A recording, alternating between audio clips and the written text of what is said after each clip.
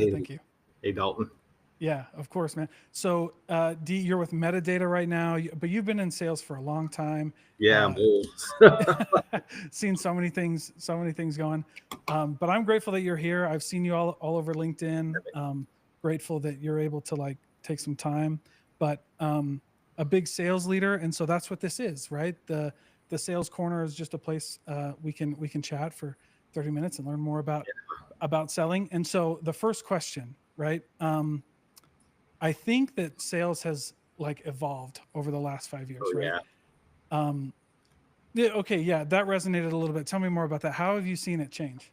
Oh, I could talk about that forever. Yeah, Yeah, it's much more technical now. Buyer expectations have increased, and I think the post-COVID exuberance brought a lot of people into sales. Maybe some people didn't want to be in sales or don't want to be in sales. So it's kind of all these things going on at once. But yeah, it's much harder than it used to be in some respects. A lot of respects. In some respects, we've got much more resources to make it easier on us. So yeah, it's getting harder. We have more resources. It's like this climb. And yeah, it feels like out. yeah, it feels like every organization almost gets like bloated with tech because they feel like that's the answer. Yeah, we have tech, but we have LinkedIn. We have all these Yeah, training resources. We have community, and so we didn't really have that. Gosh, I'm so old. 20 years ago. yeah, okay, It was much more white knuckled, but if you're good, it's also harder to stand out. Um, Now, let me rephrase that. Like, if you were good back then, you could just kind of muscle your way through success, and that's not. I don't think that's true anymore. Like, you need a decent product to sell that you believe in. You need marketing background, and you need to master these tools. So yeah. you need marketing backing you up. So it's kind of like it's not. You can't just muscle your way into a role now like you used to. I could not agree more. I think that one of the big things, and this is one of the questions that I like to ask here, but I think one of the big things is I mean, there were so many people who got into sales that like, yeah, like you said, probably shouldn't be there, maybe should be there. And then things changed so much that um, there's a lot of noise now. It's like everybody wants Oh to be a yeah, sales trainer and everybody wants to be master of sales. But it's like who do you listen to, right? Like how yeah. do you know how to filter through the noise? And like so how do you as a salesperson, how do you learn that? Like how do you cut through the noise and learn from people who are good like yourself? But then on the flip side is like how do you cut through the noise to the prospects you want to get a hold of, like to the companies, right? Yeah, it's tough. You kind of just know, right, when they can bring analytics and critical thinking to it. Uh, Oh yeah, that goes a long way. It's not just yeah, hoorah. So, run into two problems. You run into, if they're my age, they really never had a sales methodology, right? They kind of, you're out of the game and you lose your edge. And there's a lot of, like, I read a lot of sales books that are just cheerleading. It's just like, oh yeah, you can do it. And there's a lot, that's helpful, right? That was yeah. Zig Ziglar's whole career. Um, Yeah, yeah, right. But totally. Yeah, totally. there's also salespeople now. They're like, oh, I did so good. It's like, well, selling tech in post COVID was a lot easier. Everybody had budgets. Middle managers were enabled to make decisions, and it was a little easier. So you got to kind of Hmm. find that mix. But yeah, Chris is great. There's others. Um, Becca is great. Why can't I think her last name? Becca Chambers, I think. Um, Yeah, who else is great? Yeah, Becca's great. Oh, her name escapes me. Kristen from User Gems is great. very Uh, cool. but yeah, you still need marketing. You definitely need marketing to back you up, and you need investment there. Um, Yeah. Too often, sales doesn't get that. But and you need a product that people want to buy. I remember I remember doing a little bit of that and being like, listen, we adopted it from marketing because to your point, I think you said it earlier, which was like, not only does marketing need to back you up, but like a good salesperson needs to understand like Oh where yeah, marketing and sales overlaps, which is like messaging, your persona, like how do you speak to them. I learned that way too late in yeah. sales. Yeah, but I think yeah, I think you're totally right. It's just one thing after another. But let me ask you a question. What's something that you think reps today need to get better at? It's different selling like during COVID. We're selling post COVID. It feels a little bit like selling pre COVID, depending Yeah. on like what time area you're talking about. But yeah, what do you think that we need to get better at today that maybe we lost during like the ZERP era of selling? Yeah. So I got to be careful with this, but there's an enthusiasm that's kind of lost with sales. Like I've seen this on sales calls. I've fallen victim to this myself. Okay. Yeah. And, we got to remember we have good jobs. We're not selling crabs, we're not crab fishermen, Snake oil there's salesman. upside. Yeah. And you can still make a lot of money. And, that enthusiasm has to come back. Like we don't know when the next rush will be. So that's really it. The enthusiasm for the product, for the craft, for your teammates, that's all needed.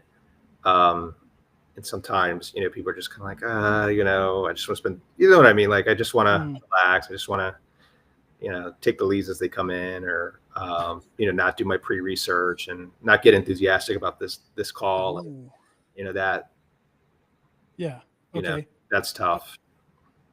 I think you're right on there. I think that's a big part of like your mindset, right? Yeah.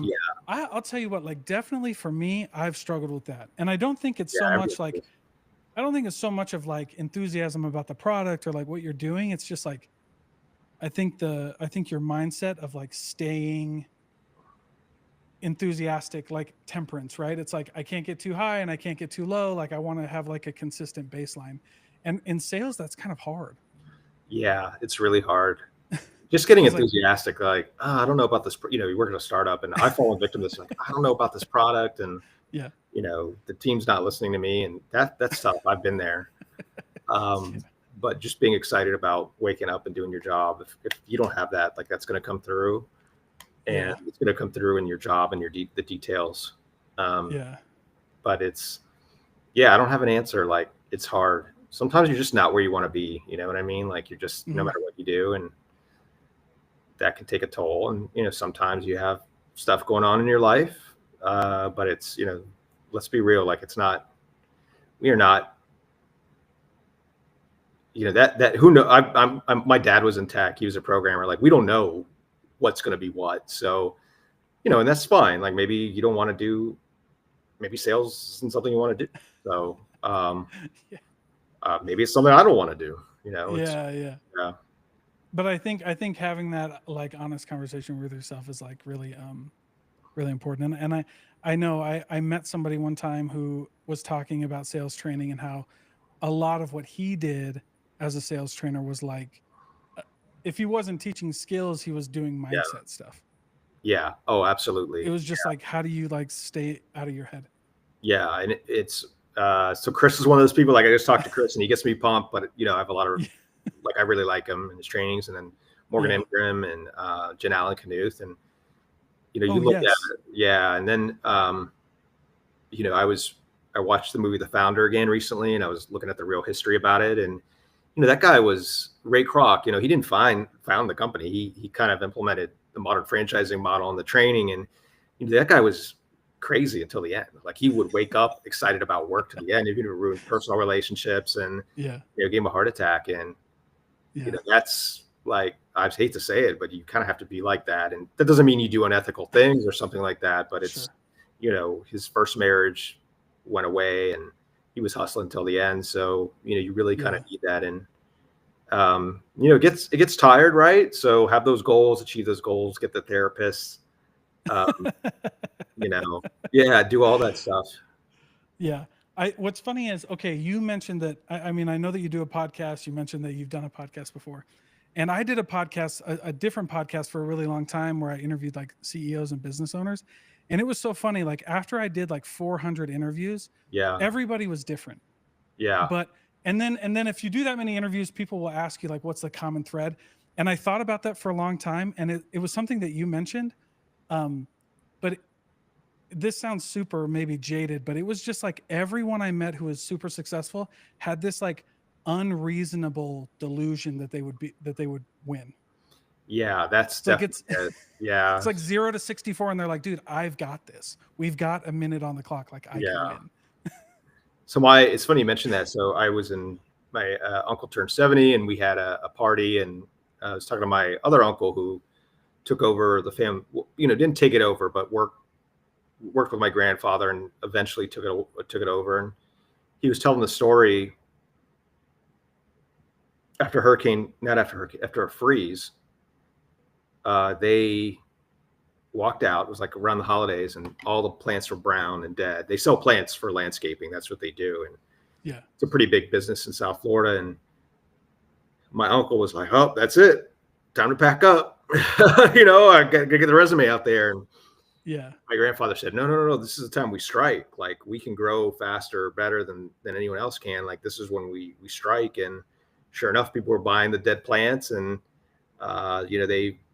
they're multi-million-dollar business now. So they've been for a while now. So they had that story. They had the hurricane that they had to put up with, and testament to my grandfather. He had that. It ain't over till it's over. This Cuban immigrant, and what he didn't have was like the modern business skills like technology, and and his English wasn't very good, but he had that. And then him and my uncle made a really good team together. But yeah, you definitely need that. You ain't down until until it's over, until you're dead type mentality, which Yeah. I don't know if I have. I think I've gotten there with it. You get older and you get knocked down and you get back up and you get tougher, but I definitely didn't have that when I was in my 20s.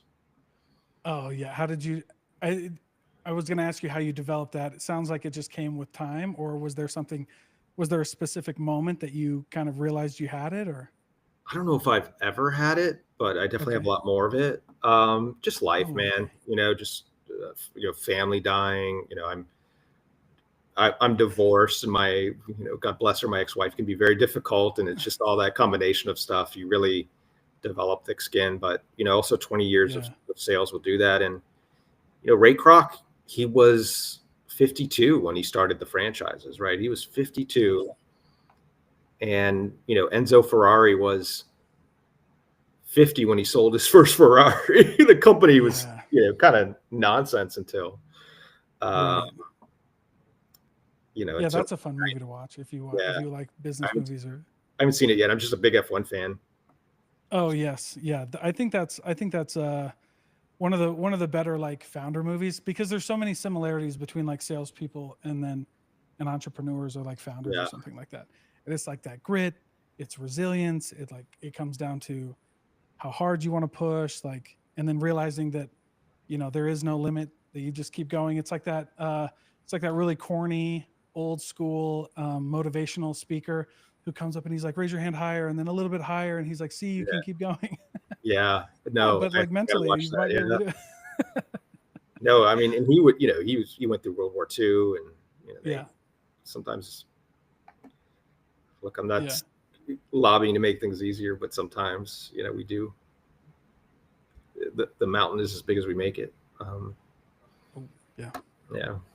That's true. That's so true. Um, yeah, I like that. And especially now when you're talking like with salespeople and how they're navigating this whole thing. There's so many tools to use. There's so many like mindset things to have. There's so much to learn.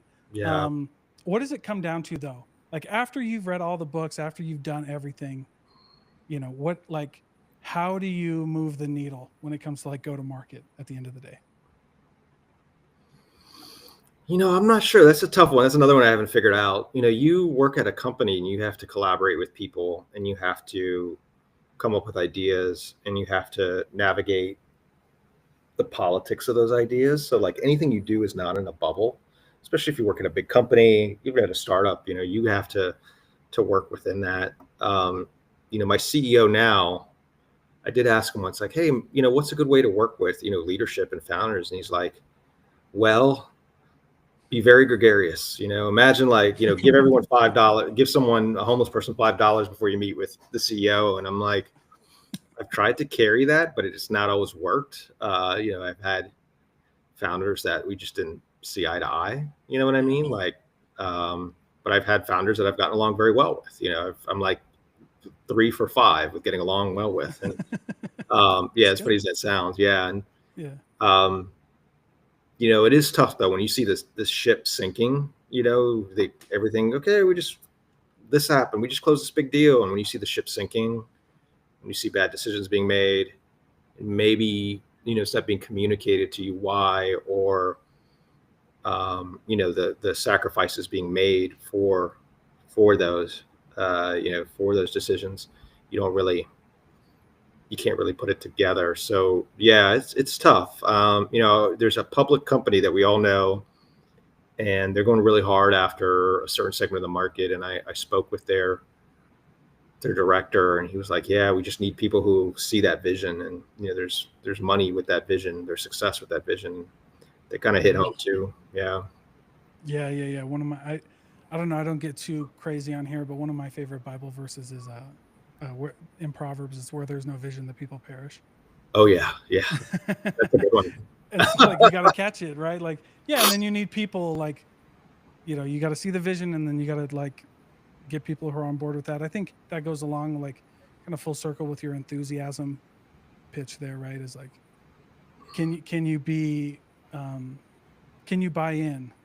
Yeah. And I agree. I remember in 2020 when there were a bunch of sales trainers like, you don't need to be passionate. Passion is, and it's like, yeah, but now like people, I mean, that's how you sell, right? They believe they gotta trust someone, right? Like, and if they can't trust you, they especially now, like no one has a need. You can build anything on anywhere. Like no one has a need, so they've got to. I mean, they have a need, but they have options, and is that what's going to get them to work with you? And it's like, well, and you can be in a competitive industry, and you have 5 other vendors that do the same thing, and is your brand there? No, so like if you're literally I've been in spaces where you have 5 competitors and they all price the same, and they all and who they're going to want to work with, whoever knows more and whoever they get along with better and whoever they trust and they're excited to work with. Yeah. So yeah. When I was, it's not a secret. Like I first started in sales a long time ago selling cars, and it was like, yeah, my one of my mentors in sales there, he was like, it's the white Honda Civic. I sold Honda and then Benz. Yeah.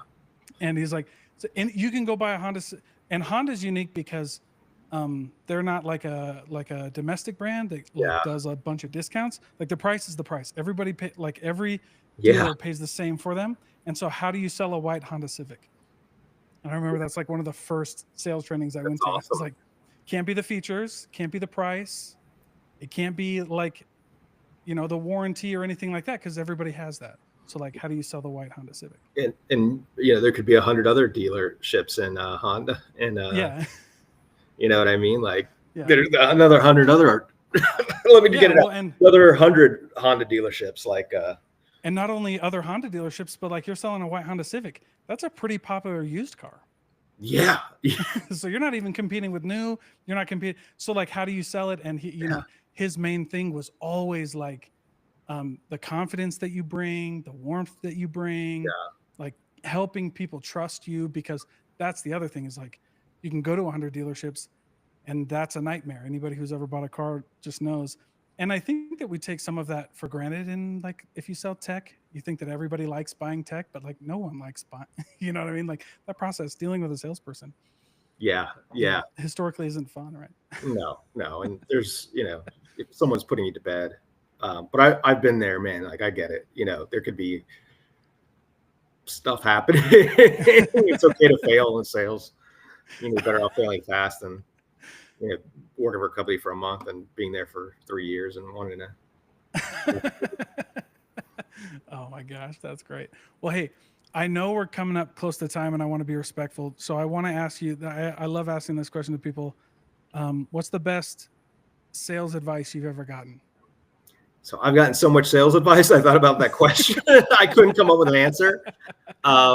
Really anything Pete Club has done me right.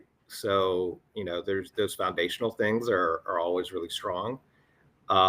So yeah, P Club's great, and just keep learning, spot the BS. There's usually a lot of BS out there. We're just not promoting, or we haven't sold anything in years. So, keep P Club and keep learning. That's the biggest things you can do. Yeah. Sweet. I love it. Yeah, dude.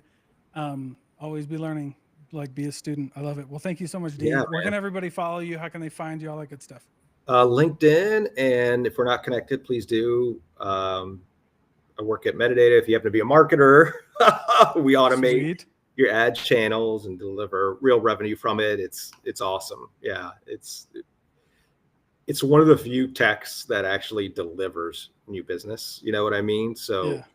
and it's tech. It's not a community or something. So it's really strong. Yeah. That's awesome. And if you're in sales and marketing slacking when it comes to, the ads and the pipeline, totally need metadata, because I've been there too. And you're like, what are we doing? These leads are terrible, or we don't have any leads. And Yeah. that can get disheartening when you're taking calls from people who will never buy you. And then you have to explain it's the right company, but this is wrong. This is wrong. Yeah. It's not that they don't have budget. They just can never buy us. Yeah. Yeah. Oh my goodness. Well, hey, thank you so much, D. I really appreciate it. Thanks for joining me, man. Awesome. Yeah, my pleasure. Thanks, Dalton.